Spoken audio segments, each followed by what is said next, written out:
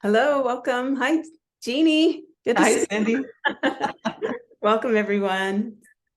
I'm here with my friend and colleague and teacher, Jeannie Zandi. We're going to have a conversation today about whatever arises, but we thought we'd start with boundaries. This is a very important topic, and we both have experience with boundaries. Of course, everybody listening has experience with it, but we all want to understand it a little better and maybe get a little better at it. And Jeannie certainly as a leader has to contend with that. And I'm really curious to hear your take on it. Um, let me see. I want to just share a couple things about Jeannie. Really appreciate her wisdom and guidance. She's the founder of Living as Love and has a wonderful community of people that are just exploring what it means to be awake and together in that awakeness and being transparent and vulnerable and real. And I really appreciate where, we can find those spaces and those communities that that energy is present and welcome, and so much richness arises from the work that you do and the people that you attract. And I'm really appreciative for being part of that. Thank you for all the great invitations that you send my way, and all the great people that you've introduced me to. Oh, thank you. You're welcome. Yay. Yay. And so as we open up the conversation about boundaries, what comes to mind that I, it's already flowing. It's like I'm like all these. It's like my head's a garden, and all these things start sprouting. Um, dance with it then? Let's hear it. ah, so one of the things I love about boundaries, it's like one of those areas that requires us to. It calls on so many capacities to be a skillful, matter of fact, easeful, loving boundary setter. It calls on yin, and by yin I mean being softened, open to our being, to guidance, to the body's needs, and it calls on being able to integrate yang, clarity, being able to make a statement, taking a stand, the ability to follow through if someone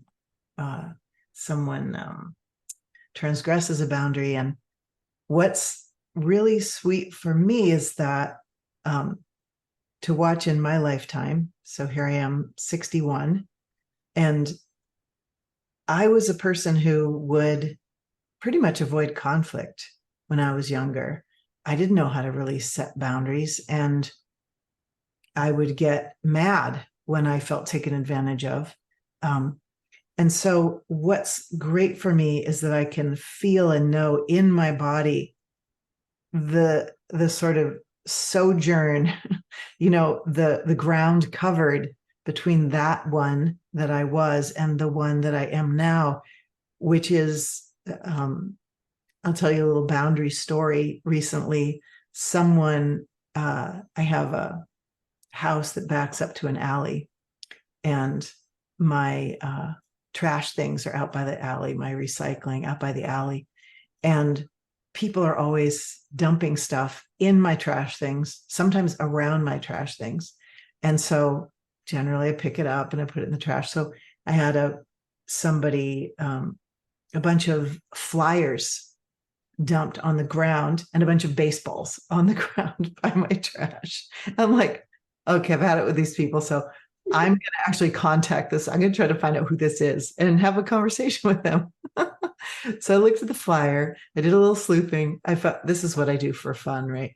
And I found the person's name, and I found him on Facebook, and I said, "Hi, are you a batting coach?" And he's like, "Yes. How can I help you?" I said, "Well, a bunch of your flyers and baseballs ended up by my, not in my trash, but outside." And so this whole thing ensued, and I said, "I'll hold on." He said, "Well, I'd love those baseballs." And so I said, "Sure, I'll hold on to them for a while." Well, he didn't come. And so I sent him one reminder, and he didn't come. And so my final boundary, I just said, you know, your baseball rental space, your lease for baseball storage space is up on Sunday at midnight. If the balls are still on my porch at that point, then I will be, bringing them to the thrift store or the trash or whatever I said. But it's like when there's no longer the kind of axe murderer in the closet that comes from never setting a boundary. So you're just so mad you want to kill people because you hold it down for a while, that's not here anymore. When that digests, when it integrates, it's just another fun way to play with another human being.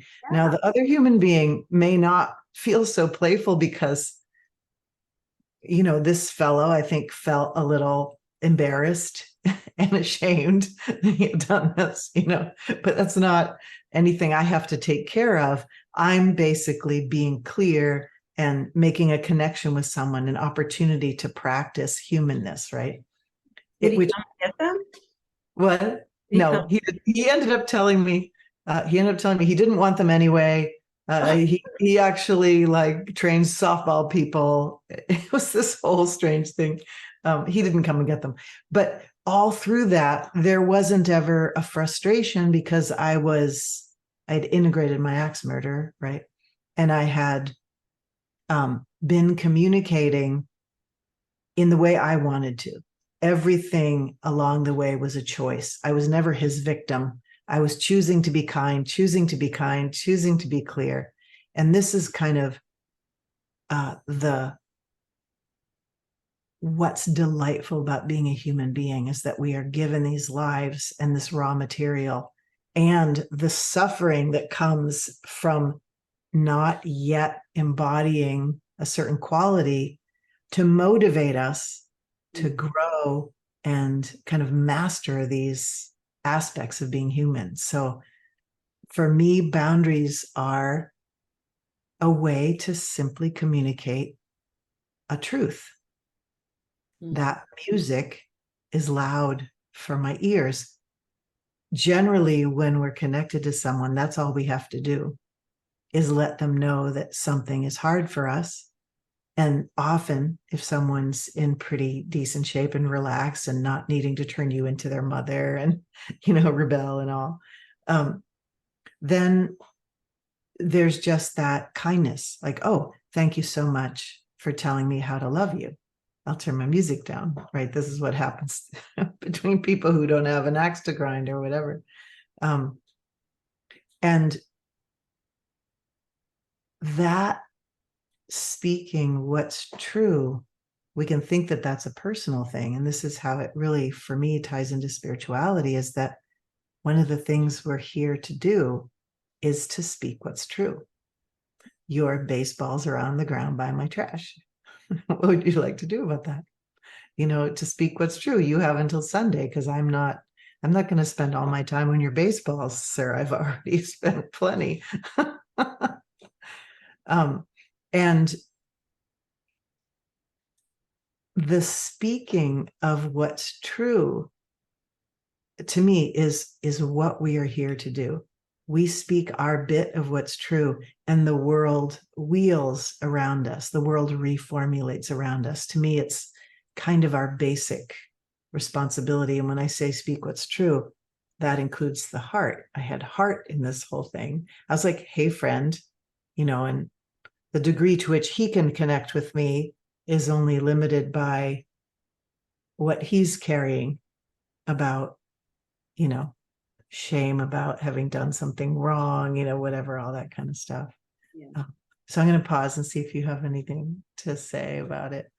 Oh, well, I love what you share. I like that you make it playful. And of course, there's creativity in there too. So I love that, of course, that freedom, that creative freedom. And also what I'm hearing is that it's a shift towards being self-referencing versus worrying about how somebody's gonna take it. You're more about who you want to be, how you want to show up in the world. And that's where what you were sharing came from. It didn't come from what's he going to say, what are other people going to think, It was none of those filters were making you get all distorted and like this. It was just this clear sort of let's have fun with this and let's get accomplished what needs to be accomplished. I don't want these balls by my porch. I didn't want to throw them away. I ended up taking them to the thrift store. I didn't want to throw them. They were useful things, you know. Sure. What you just said, I really kind of spurred one of the capacities that is, I mean, there are so many capacities we have that no one teaches us how to use, or no one teaches us about them, because we're kind of evolving into these things. And a capacity that I call sovereignty, when you say self-referencing, it's like that in the development of one's own sovereignty, one's own self, one's own truth, one's own ground, one's own breath, being intimate with not only one's spirit, but one's physicality, one's emotionality, one's shadow, all this kind of stuff. And when I think of sovereignty, I generally think of like a tree planted in the ground, branching up, vertical, like a being that is listening to the holy, listening to the ground, not shutting out feedback, but being here, but not of here.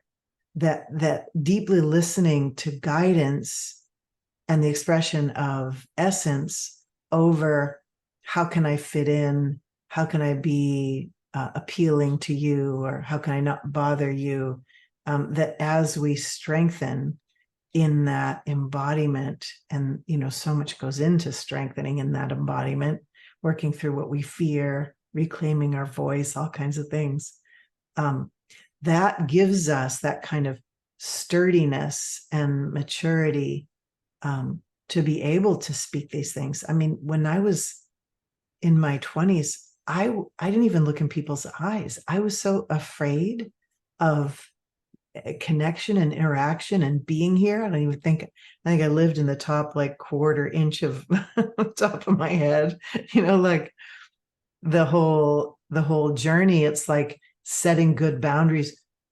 We think we're supposed to kind of pop out of our mother's wombs able to do that, but it actually relies on so many capacities. So I like how you spoke the self-referencing, because it's like, to be able to set a boundary, we have to start to value this, be acquainted with this, be sturdy in our knowing, sturdy in our sensing, solid in our sense that we are worthy enough to have a voice, worthy enough to ask for something, or to even demand something. I'm sure you've found things that you now demand in relationship. It's like, my terms of engagement start with, well, you get to be kind to me. Otherwise, like, why am I here? Yes. Thank you. Something popped when you were talking. I'm trying to recover it. When I have conversations with you, things come in and out so quickly. I know, me too. And then they erase. Anchor them before they go too far. Yeah. I don't know, remember what it was. I can always keep talking if I really want to share it, darn it. Yeah, I bet it'll come back. Yeah, it's right there. Boundary. Oh, here it is. It's big. That's why it's way out here. So wherever this leads, it'll be fun. But it's like consciousness, right?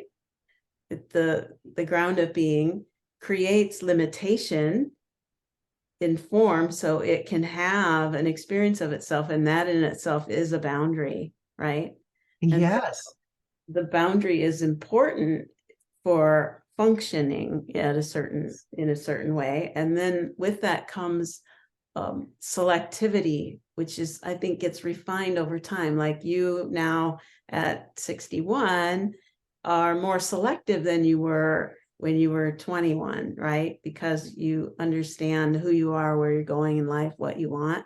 Yeah. And with that comes certain boundaries. And I think the more we understand our role, the more selective we are about who we're with and where we're going and what we're taking in. And yeah. It's very challenging, or it can be very challenging. It's been very challenging for me because I have a lot of energy, I have a lot of creativity, and I want to do everything. And so that reining oneself in, like I'll go into a fabric store. I'll want all the colors. I'll go into a yarn store. I want all the yarn. I'll see a drawing class. I want to go like a figure drawing thing. Want to go get my charcoal out. There's this that's the kind of effervescent thing that I am. And I think part of maturity is just realizing there are only so many hours. It's like the spiritual heart is unlimited, right? It'll, and we can watch Amachi just act that out, to the nth degree, right? How many hugs has she done? How willing is she to just keep hugging, maybe even when her body's in pain? And we have to watch those things because the body, the hours of the day, there are limitations. And we could call those boundaries. But basically, when we speak a truth, in a way, a structure is built. And nature is always building and dissolving structures. Here's an egg, now it cracks. Here's a uterus holding a baby, now the baby's out and it's no longer having that function. Beehives, it builds and it washes the sea, builds, washes to the sea. And boundaries build a structure for human relating. And all a boundary is, we can think it's like a wall or something, but it's just a truth. I don't like loud music in the morning. And this morning there's loud music. There's loud music. And it's not that we can't, let's say our neighbor has 2 days left to live. And I don't like loud music. He loves loud music. He has 2 days to live. I find out he has 2 days to live. Play your loud music, my sweet. So boundaries also grow out of the uniqueness of a moment. And they're also a beginning of a conversation. Sometimes we can speak a boundary, like, hey, can you turn your music down? And then the conversation, well, in 2 days, I'm dying. I'd like to have my music. Oh, there's a, when we are alive and present and the boundary is not a rigid object that we're squeaking out and afraid behind our wall, but we're actually there alive and negotiating, we can find that place. But if we're not sturdy, that's very difficult. If we're not sturdy, if we don't feel like we have a right to our voice, if it's very hard for us to grant ourselves the right to need anything, it can be really, really challenging. And so many people suffer so much because of this, how can I set a boundary? Because we aren't, and it's natural. Little people, if they haven't been harmed, they naturally set boundaries. I watched my daughter do that. She just knew how to do that so young. In fact, I learned from her. I remember this one time, she showed up for summer camp. She was 3.5. And there was a girl who was 5. And they were buddies. They really liked each other. And the girl who was 5, her name was Sophie. My daughter's name is Sophia. And Sophie came bounding up to Sophia and was like tugging on her. And Sophia just so gently put her hand on the girl's hand and said, I would like it much more if you didn't tug on me. Or I would like to play with you much more if you didn't tug on me. And it was like, I felt like I was witnessing a master. And I didn't teach her. She just had naturally developed that by being treated with respect around, no, mama, I don't want that. No, mama, I don't want to be picked up right now, or whatever. So it's more something that we are interfered with developing. And I realize there's like 9 shoots going off in every direction here. I'll pause again and see if you have something. No, I think that's a really sweet story. The children really bring it home for us. I have a story of my daughter when she was maybe 6. It's a boundary issue, but in another way, where my boundaries were too rigid.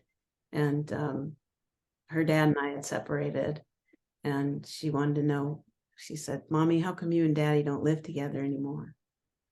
And to keep it simple, I just said, well, I think we've fallen out of love. And she said, well, everybody knows it's impossible to fall out of love because love is everywhere. He said, you just have to let it in. So I was creating a boundary somehow through my woundedness of not letting this love in, right? And Yeah. that there was a hypervigilance there, right? And so that little reminder was about, oh, what if it's that way? What if it's not that there's no love here, but that I'm creating a boundary that's not letting it in? Ah.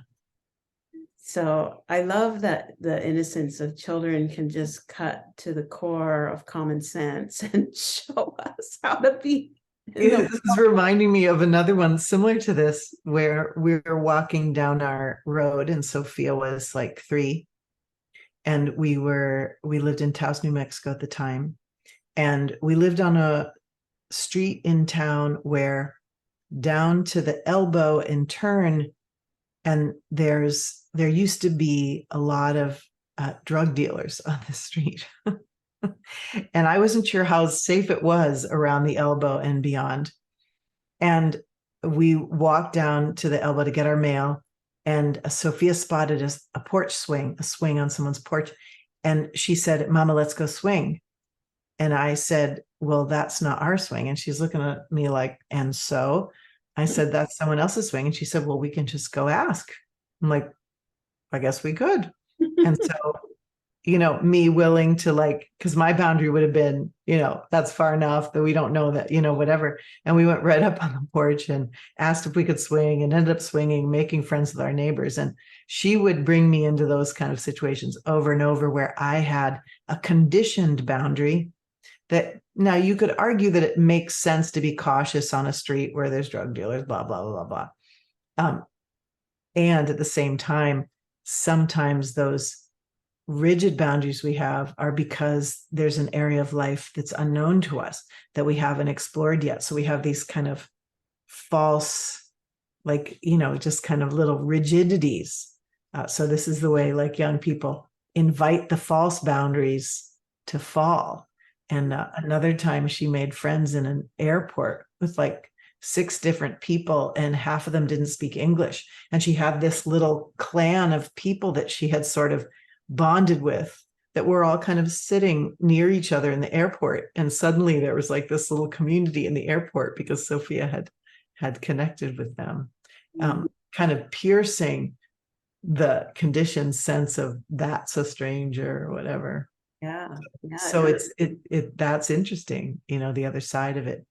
Totally. We're seeing that with, the next generation coming in, their views on the world and their experiences with gender are completely different than what has been the norm. And so that's challenging some what we might call boundaries around sexuality and gender that are getting exposed and challenged. And I just see that happening more and more, right? With the loosening up of some of the conditioned patterns that we don't even question, we just repeat because it's habit. Particularly interestingly, the binary, the male or the female, the man or the woman, and the spectrum that's taking the place of that binary, which is so much more alive than the let's stick you in this box, let's stick you in this box. It's like, who are you? What are you like? And it's much more fluid and rising out of what's true in the moment in this situation, which is how, sometimes it can be useful to reflect with ourselves.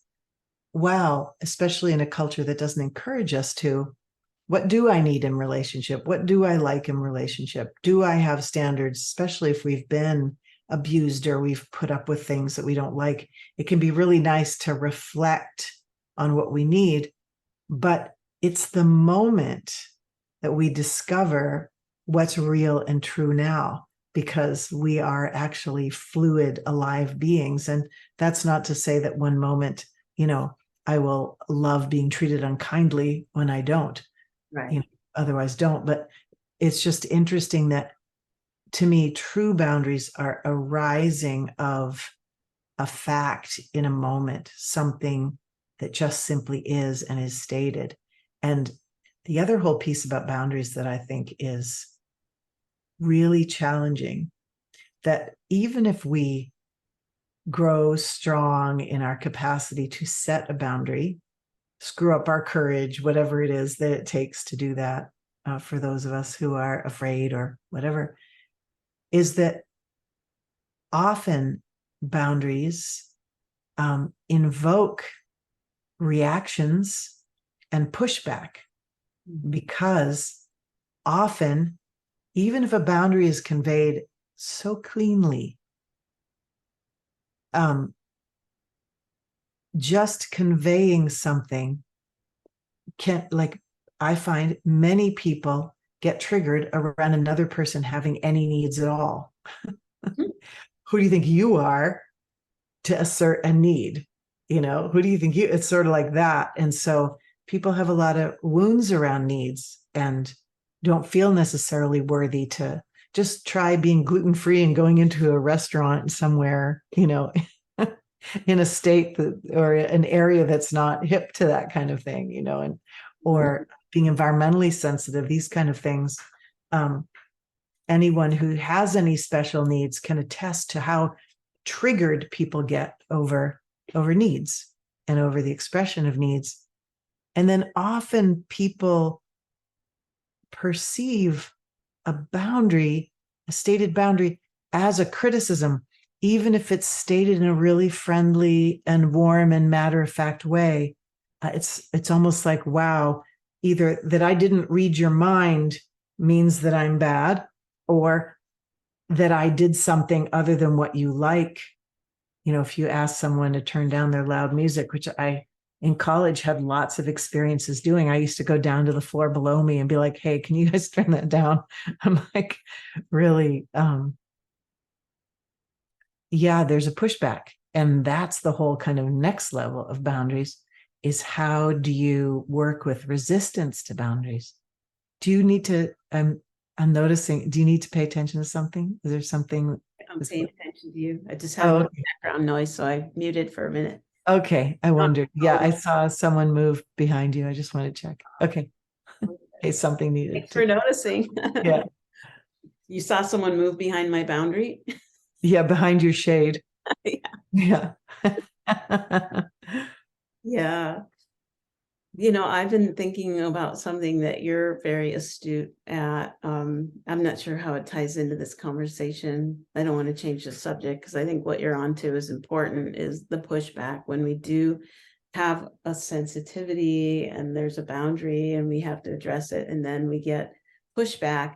How do we stand in our center, right? How do we stay true to our boundary and continue to assert that without becoming defensive ourselves, and but without also caving.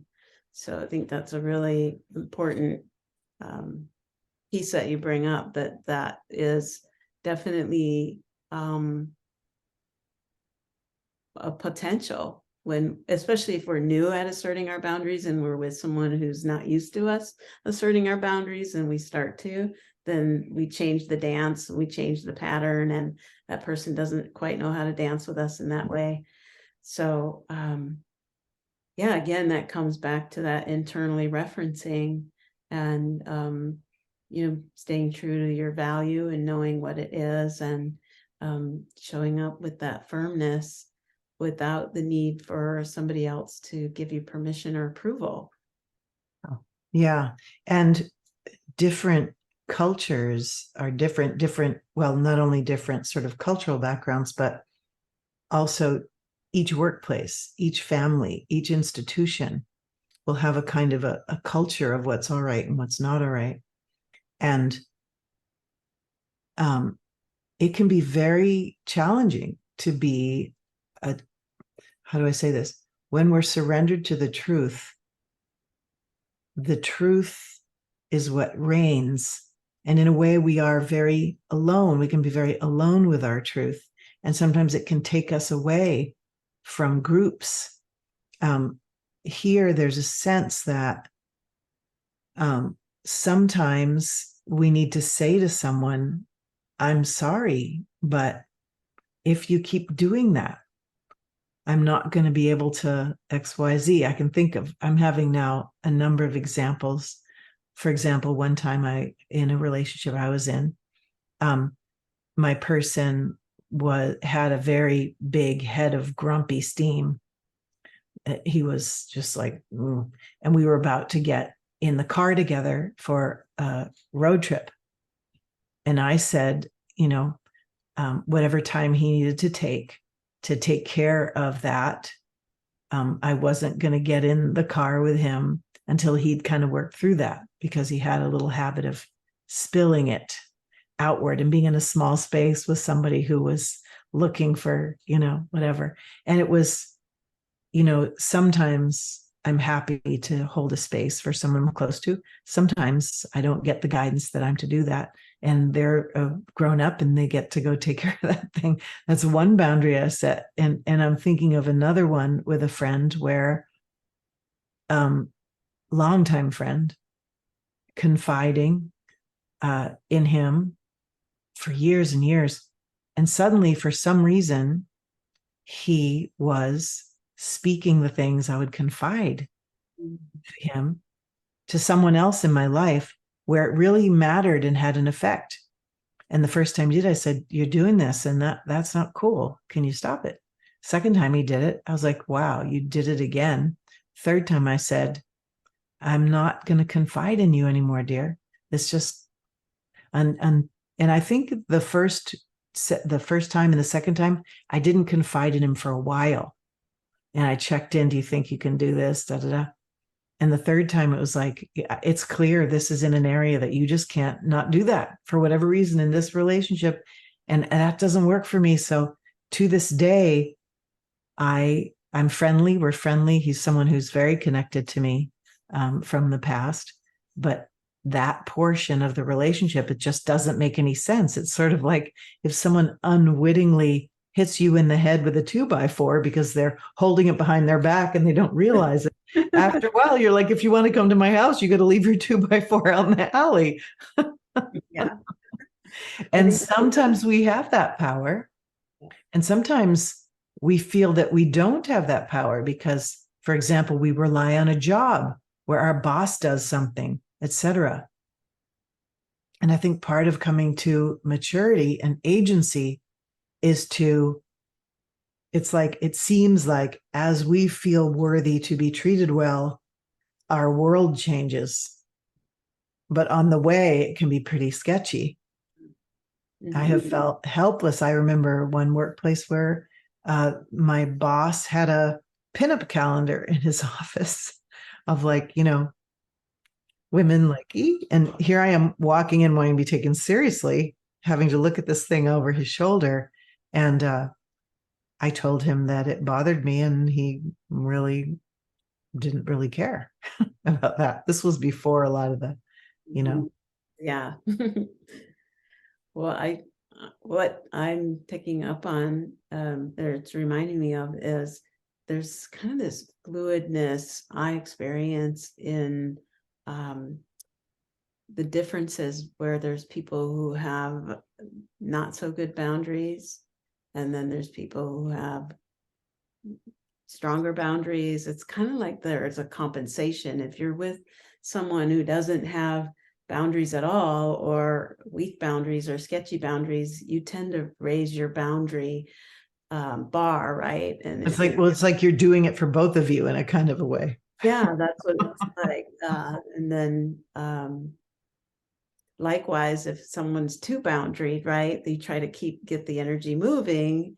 We'll try to bring in a little bit more connection through maybe dropping a boundary that you would have in place around sharing certain information. Or so I see him at, that it's a very, like you say, it's a very fluid in the moment, who you're with, what's the situation. There's just so many variables that we can't really come up with a list, right? I know. We wish we could. I just had someone set a boundary with me, my handyman. When he was here with his crew, they built a fence. And I said, wow, I sure would like a swing. I sure would like a swing. Somehow we were talking, I said, I sure would like a swing. And he made me a swing. And then I was commenting about my dead branches. I came out and he had cut a bunch of the dead branches down. So thanks, that was nice. So he's coming to hang a cabinet. And I said, and he said, I have a certain minimum time I'll come for, whatever. I don't want to bother unless it's this. And I said, well, you could cut some branches for me. And he said, I don't do tree limb removal. And he had done tree. I didn't say anything. And then his next message, he said, all right, while I'm there, I'll take a couple limbs down. And so sometimes we or anyone needs to kind of establish their policy, let's say, because they need to draw a line so that not everybody's using him to remove their tree limbs, right? We need to have a policy, but then we set the policy. And then there's something that says, oh, we could make an exception here. And I do this all the time in my events. It's like, or my committed programs, you need to commit to this, this, this, this. And then let's say there's someone who has difficulty with their eyes, so they can't keep eye contact in the dyad exercises. Then we'll work around making an exception that works for that person. And sometimes we can say, yes, you can miss Sunday of the retreat. But if everybody misses Sunday of the retreat, we're not going to have the structure we need.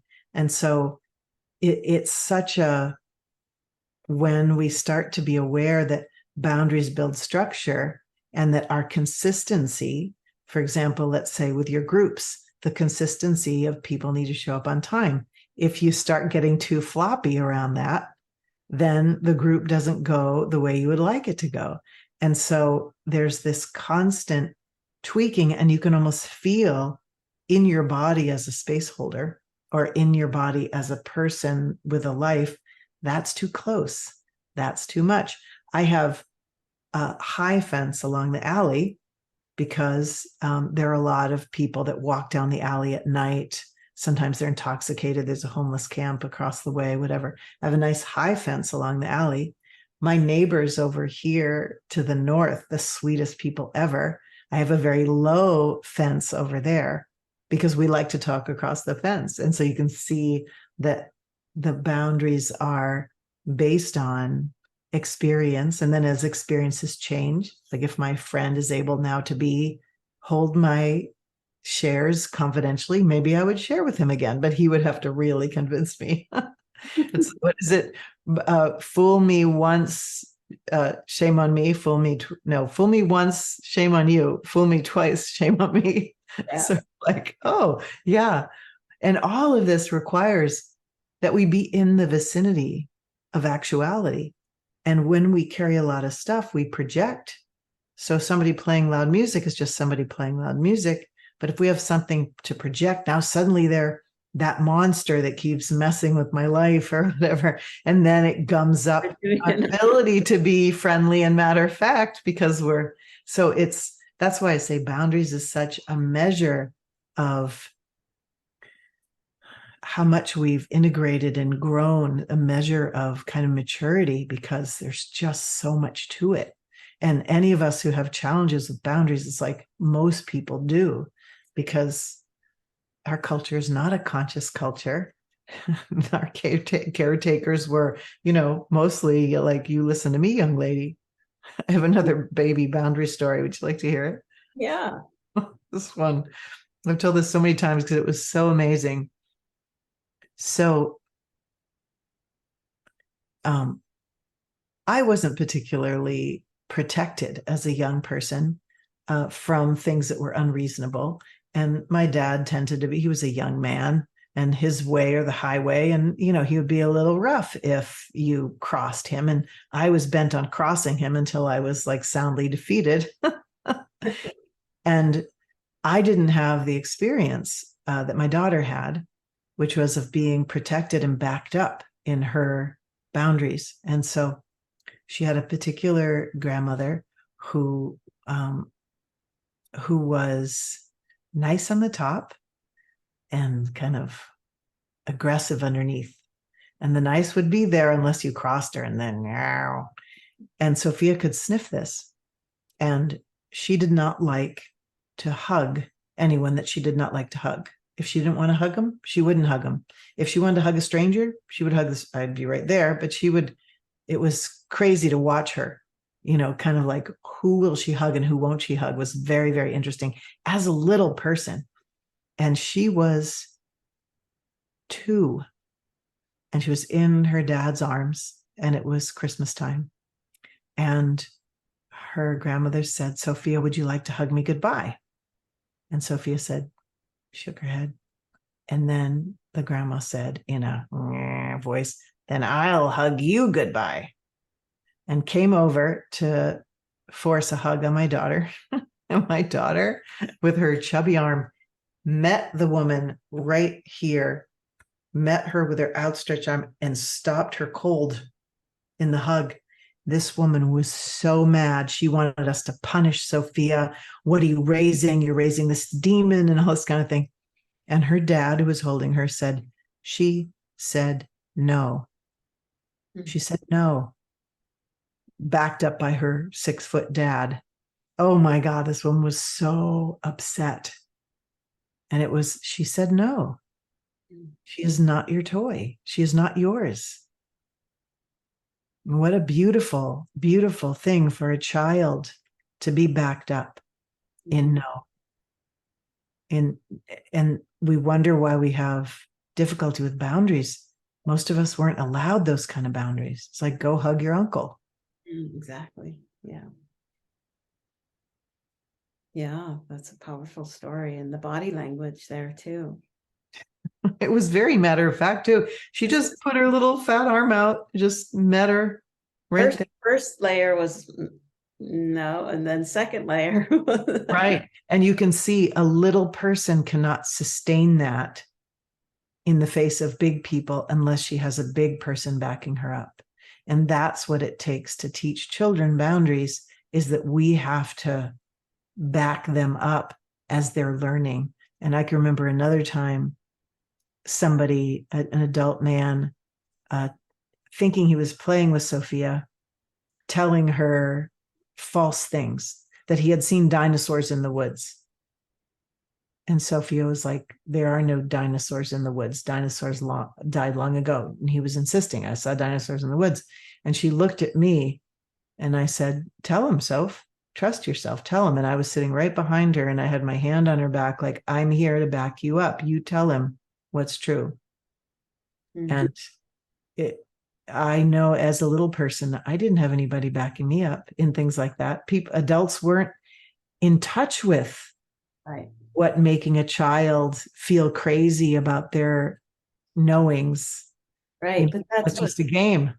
The conversation is really about, is backing that part of us up that wasn't backed up like now, right? It's our role to do that and to have that part, the innocent part within us that doesn't like the loud music or whatever, and have the voice of the adult step forward and say, do you think we can turn that down?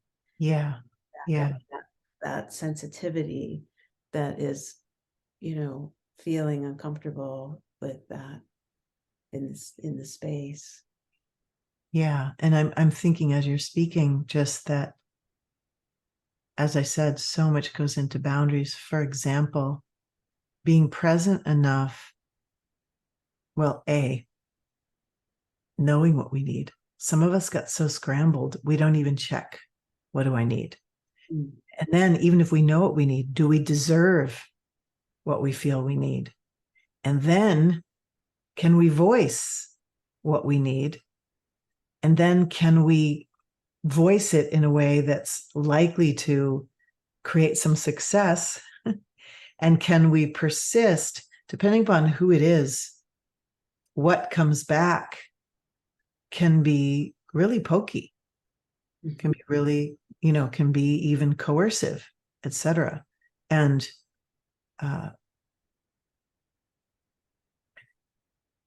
it calls to mind that it might be helpful to talk about what are some of the ways we do grow ourselves up here. What are some of the ways, if we have trouble setting boundaries? I mean, obviously practice is great, but like here, part of what I feel is so valuable in sturdying ourselves is to be ever more increasingly intimate with our own embodiment in our own felt experience, noticing our bodies. What is our body like when it's activated? How can we soothe it and bring it out of activation? What's our body feel like when our boundaries being encroached? Can we find a safe place to, for example, exercise some of and digest some of the rage that can rise if we have spent a lifetime not setting boundaries? Because the first time we're going to set a boundary, it might come out because of all that rage, and having a place to really set I call it the holodeck, because Star Trek had this holodeck where you could practice, or sacred theater, where you get to maybe play act, being a tyrant and ordering people around and off with their heads, and letting that part speak so that it integrates. And learning about nonviolent communication can help. What kind of wording is most likely to get success, to be successful in it, and working through the fear that we have of confrontation, of being hurt, so that we can assess, is this a situation where I should set a boundary or not? Sometimes setting a boundary with a stranger these days can be dangerous. And so really working on our capacity to trust our intuition, and just so many pieces. What are you noticing? Yeah. Oh, just the timely nature of the conversation, and how it's like balance. We never get there and find us. It's not static, it's not like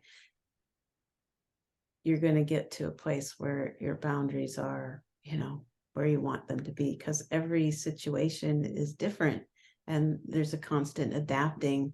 So it's more about being present, as you said before, to what is. And that includes what you said, the felt sense, and including that in the equation, where most of us are making all the decisions up in the logic, if you will, of the head, or the past, of the history, or the future, Yeah. instead of what's here now in the body. And even if we are in touch with that felt sense, what is it communicating? That takes more time and maturity to get in touch with the language of the body and understand what it's communicating and how to serve it with the boundaries. So there's, it's such a nuanced thing, and to witness, some people are just natural at it, and other people have to work harder at it. Like you said, especially if there's wounding or there's been no demonstration or role modeling of it. So wherever people are that are tuning in and listening is where you start from. Exactly. I love this Rumi quote. He says, if all you can do is crawl, start crawling. It's like so humble. And so in recognition that to be a human being is not always an easy thing. And we can really, our minds can zoom and soar to what perfection looks like, but our embodiment lags behind it as the creature of the body and our young places that we hold in our psyche sort of come online. And I am often encouraging people to slow down for the slowest one in themselves, to slow down for the slowest one and give that one attention, give that one support, find out what sort of experiments that slow one needs to grow a little bit, because the culture acts like if we can think of it, then we should be able to will it to be so. But the truth is that completely factors the unconscious and the body out of the equation, that we cannot, and we're not failures because we haven't been able to just do it.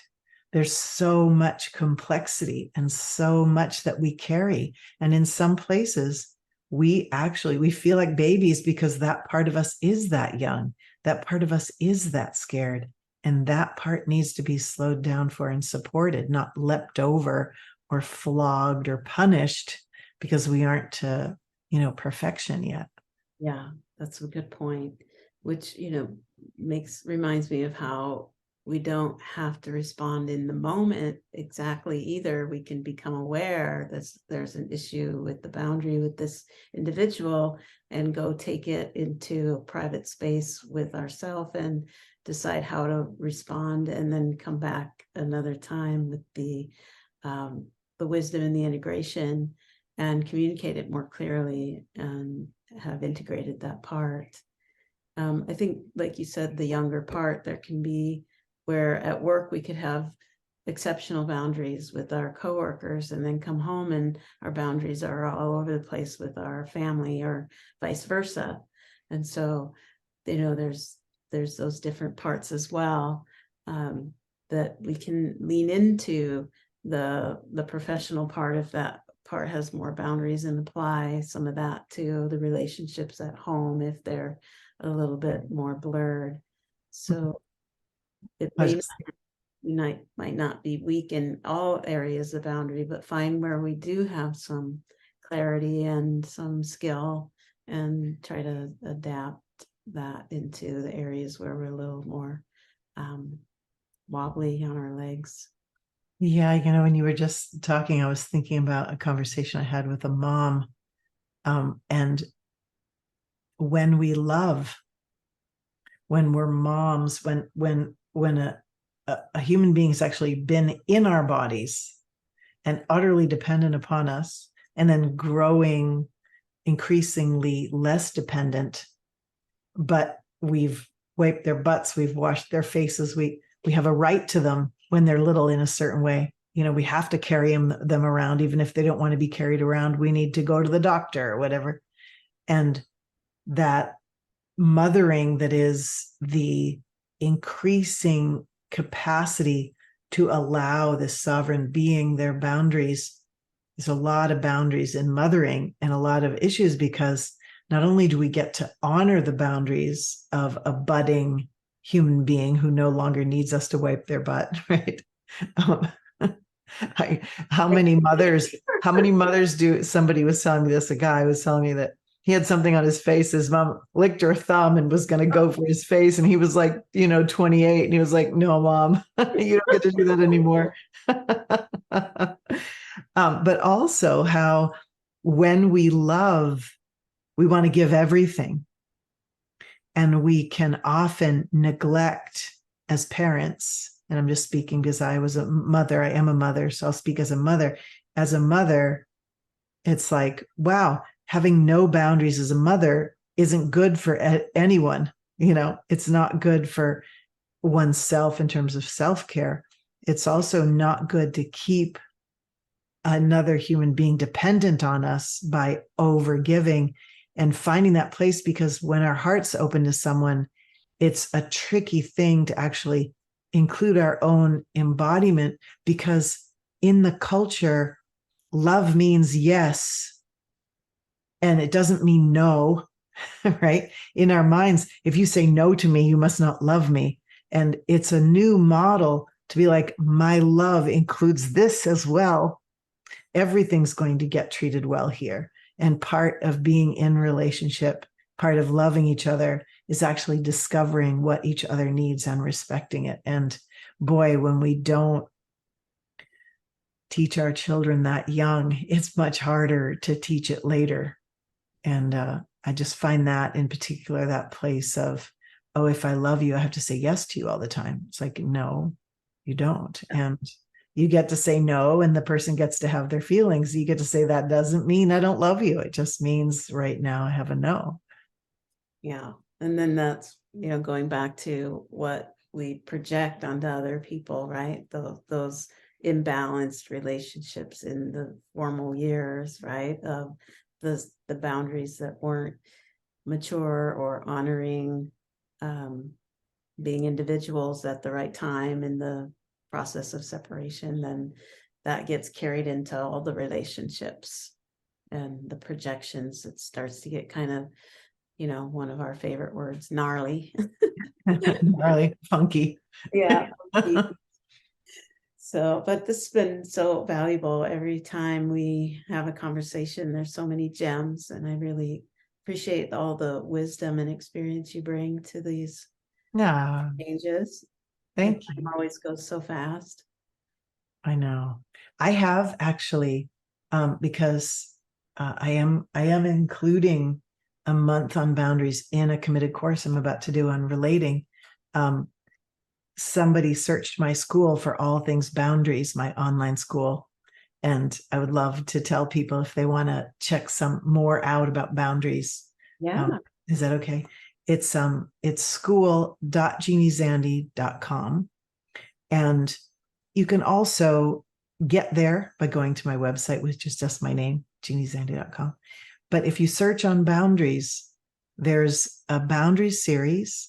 There's a single free call called Pandemic Boundaries, because when the pandemic was happening, people were freaking out about setting boundaries around masks and with their relatives and all this. So I did a special free call on boundaries, which is in the school. And it sort of like harkens back to like the March, April, May of COVID and what it was at 2020.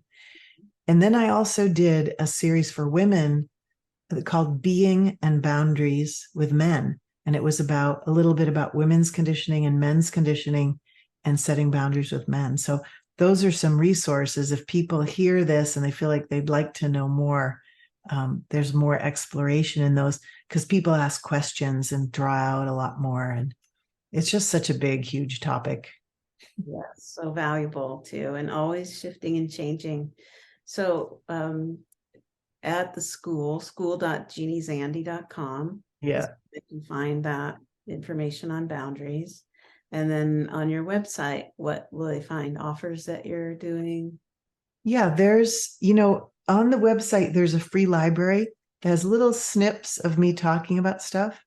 Mhm. There's also a section on self-guided courses. They can get to those same courses kind of through there. And I'm trying to think what else is on the website. There's just some different things, my calendar and stuff like this. Okay, and that's just jeanniezandi.com. That is, yeah. And there's a little bit of stuff on YouTube. If people search on my name on YouTube, they can find some mostly guided meditations on there. That's where I found you. Is it? Oh Yeah. yeah, with Buddha and the gas pump. Yeah, I searched for the Dark Night of the Soul, and then that's how we met. I reached out and we did an interview on that, and that must have been, I don't know, 8 years ago or more. Wow. Wow. Into it. It was a long time ago. Yeah. Look where and who we are now. Yeah, still talking about boundaries.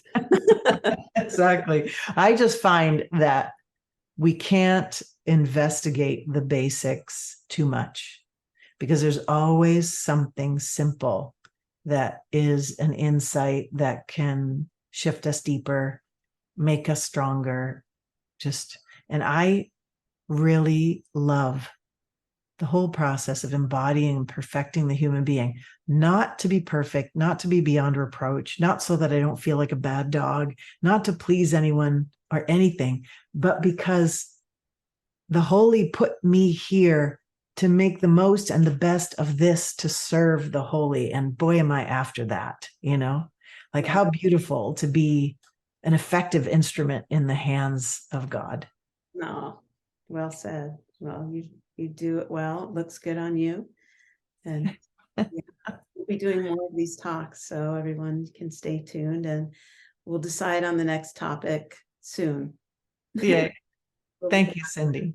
My pleasure. So good to unite with you. Yay. Love. Love and love. Bye-bye, everyone. Bye. Next time.